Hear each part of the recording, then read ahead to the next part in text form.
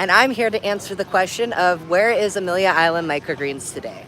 We are at the local Right Well Festival, and this is a festival that's held every year in Amelia Island to help promote the right wells, because right now they're slowly becoming extinct, or not so slowly, due to a lot of the way that we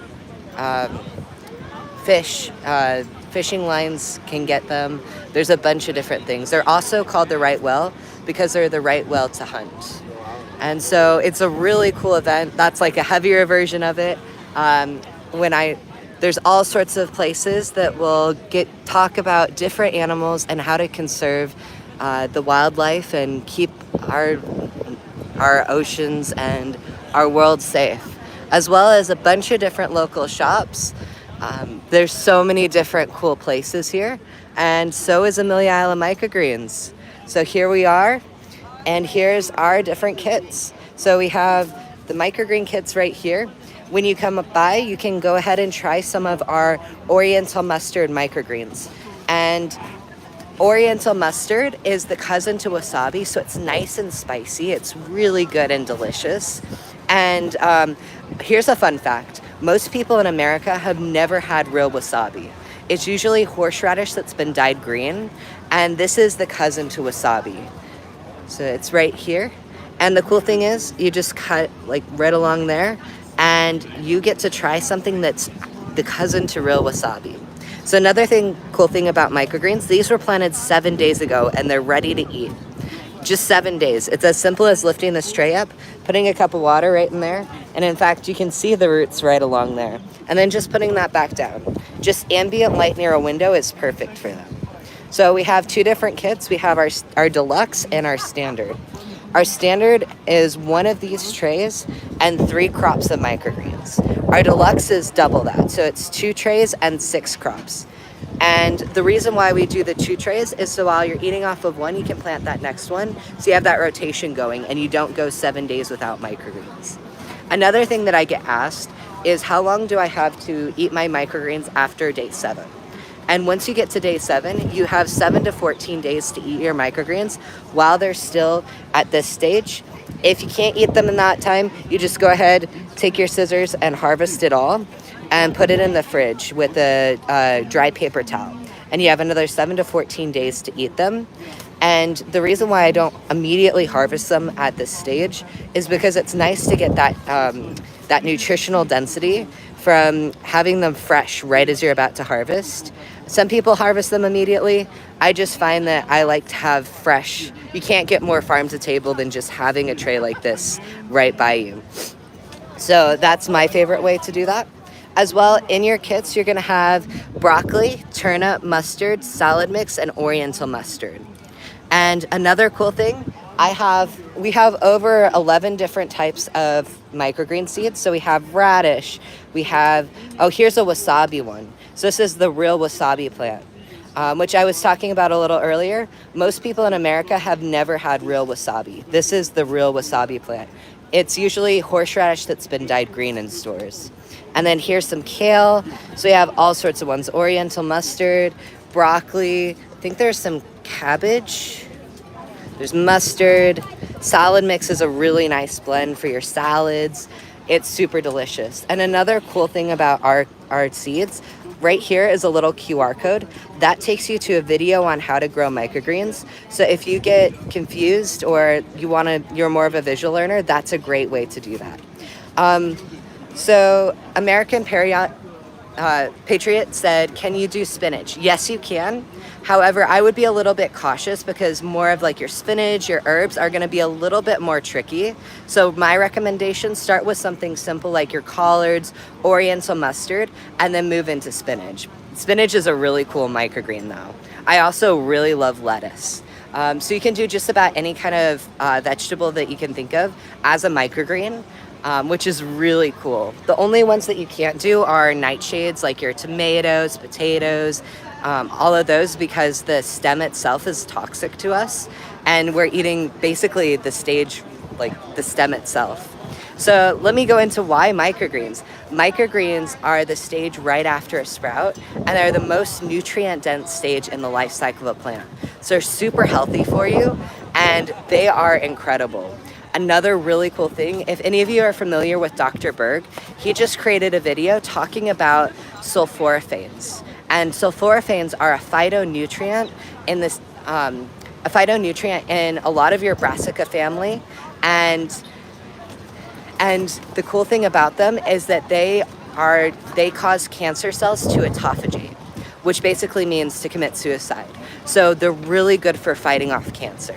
And so your green leafy vegetables like your kales, collards, even broccolis in the brassica family, they all have sulforaphanes. And in your microgreen stage, they are 10 to 100 times more sulforaphane than in your mature vegetables, which is incredible. Eating them at that microgreen stage is 10 to 100 times more densely. Like, it is incredible what microgreens can do.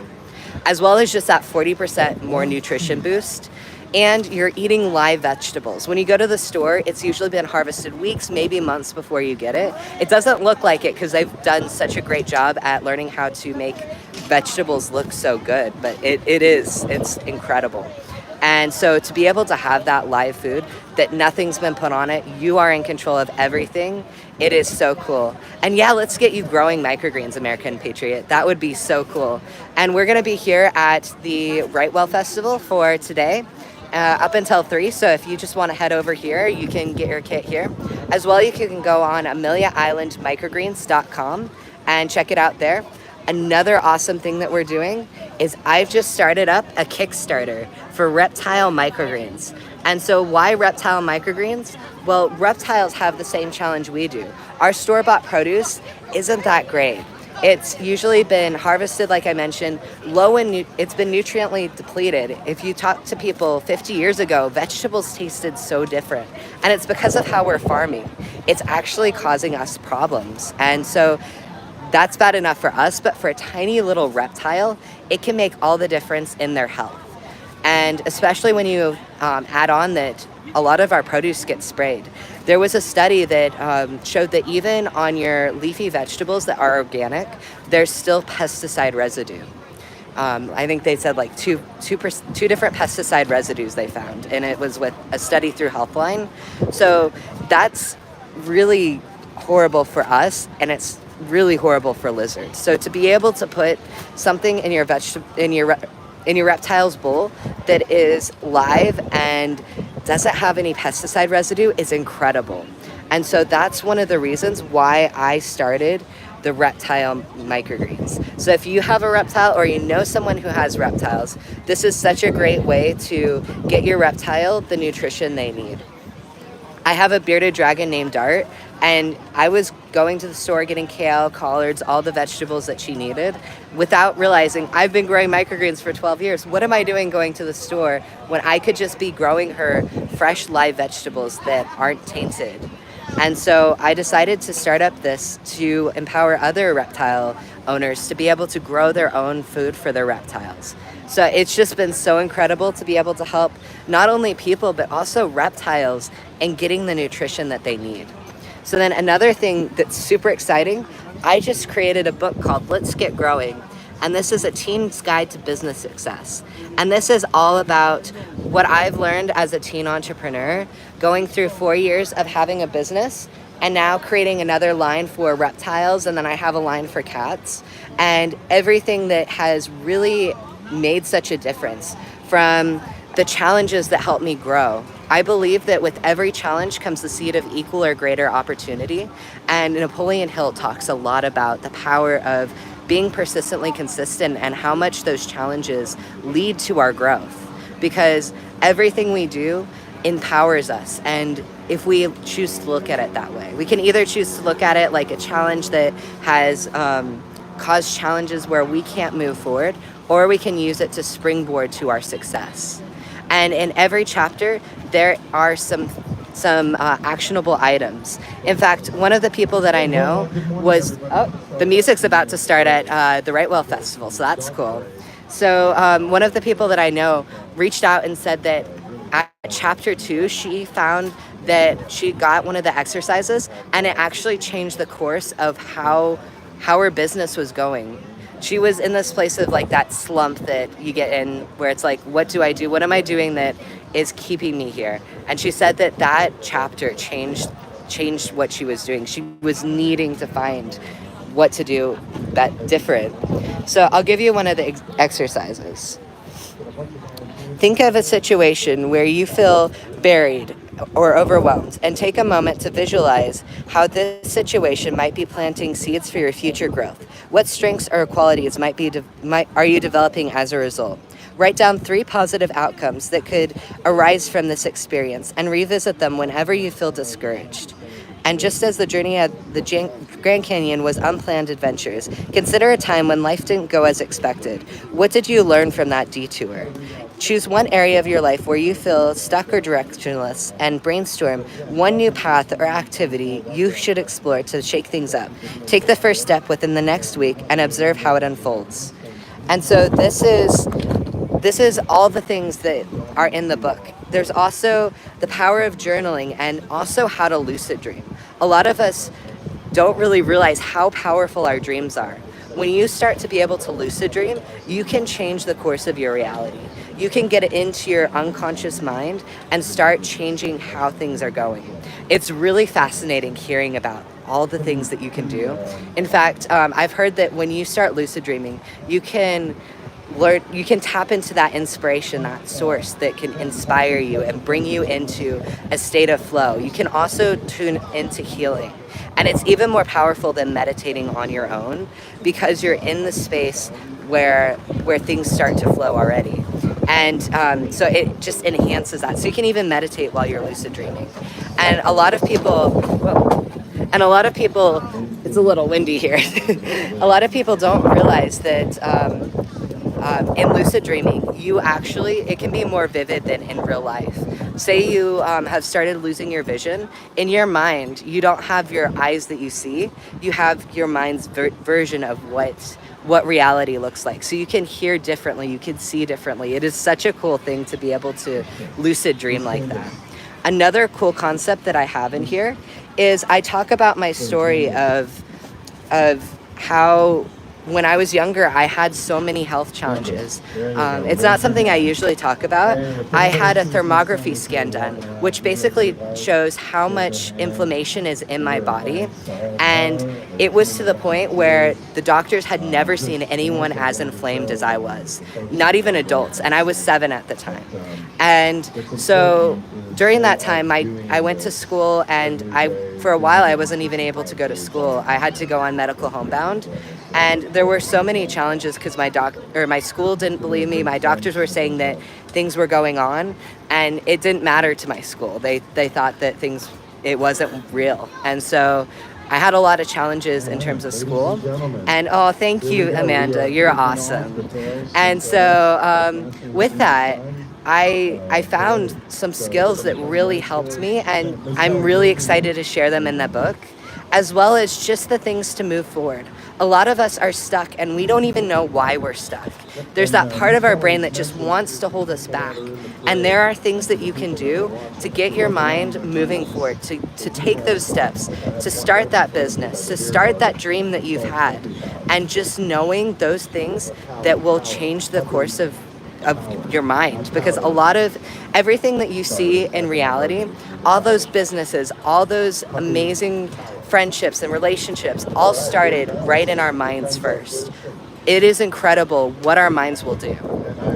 And another thing, I've read over 100 books in the past 2 years, and it's amazing. Once you start reading a few of them, you start to notice consistencies across all of them.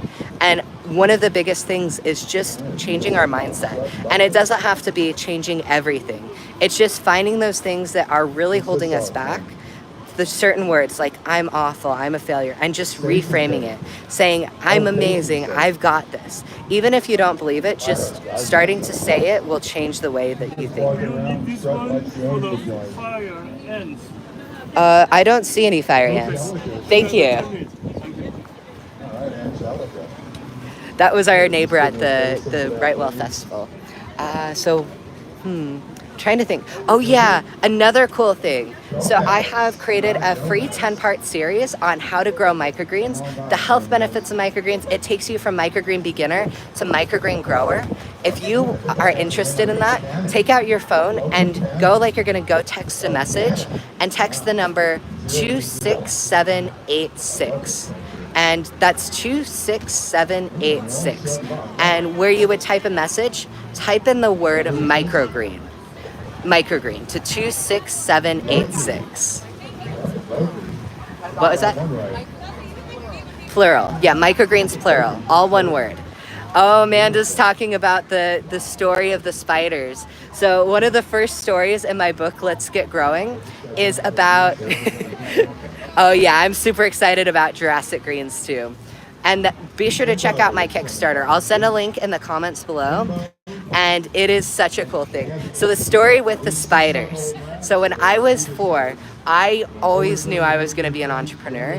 And one day we were walking into Bill's, my mom was with me, and I walk up to this complete stranger. I think he was in a business suit, like he was completely like just someone different that I had never met before. And I pick up a rock and I walk over to him and I say, "Would you like to buy a rock?" And he just looked at me like, "How much is a rock?" I said $1. I said, "Okay." So he handed me the $1 and I go to hand him the rock and he says, "No, you keep it and sell it to the next person you see." That was the best business model I have ever had. I got to keep my inventory and I got the $1. So meanwhile, my mom was like, "What do I do with this? Do I stop this? Do I encourage this? Like, what do I do here?" And so she gave me a lesson on supply and demand right after that. Then a few months passed by and I'm like, you know what? I'm catching daddy long legs right now, which are those little spiders with those long legs. And I realized, you know what? I just have another business plan. I'm going to sell these daddy long legs to my neighbor. So I go over to my neighbor, knock on the door. He says, "What's up?" I say, "Would you like to buy some daddy long legs?" And he just flat out said no. There was no encouragement, there was nothing. It was just no. He was called the Donald. And because he was just that neighbor that was special. That was a long time ago before Donald Trump. Anyway, so during that, I ended up telling my mom 3 years after what I did with those unsold daddy long legs. I ended up putting them in his mailbox. I don't usually... If Don's watching this, we're sorry. I didn't know. Yeah. It was my first entrepreneurial rage, my first and only one. And so there's so many funny stories like that in the book. So if you're interested, you can go onto Amazon and type in "Let's Get Growing" and you'll find the book there. And what would be incredible is if you would leave me an Amazon review. You don't have to get the book, just leave that Amazon review because every review makes such a huge difference. Another funny story, I have someone who read the book and he's like, you know, I just don't read books. I have a hard time picking up a book and reading it. I think he was like halfway through Outwitting the Devil and he just couldn't get past. He just got into that slump with reading books. He was like, "I could not put your book down." It was 2 a.m. and I was still reading and I had to force myself to put the book down. And then he said, "To be honest, I don't want to tell people this, but I ended up cutting my devotional short to read your book because it is just that good." And he's a pastor. So to be able to have a book that someone who's a pastor will put down the Bible to read, I feel like I did really well there. And so it's just been so incredible to have a book that has inspired so many people. And that's why I wrote it. It's because there's so many things that if only people knew, it would change the course of their life. And I want to be able to inspire people to move into that stage that they've always dreamed of. So if you've enjoyed this, be sure to check out more of my videos and stay tuned for my next live. As always, stay awesome. Oh, we got a big pickle.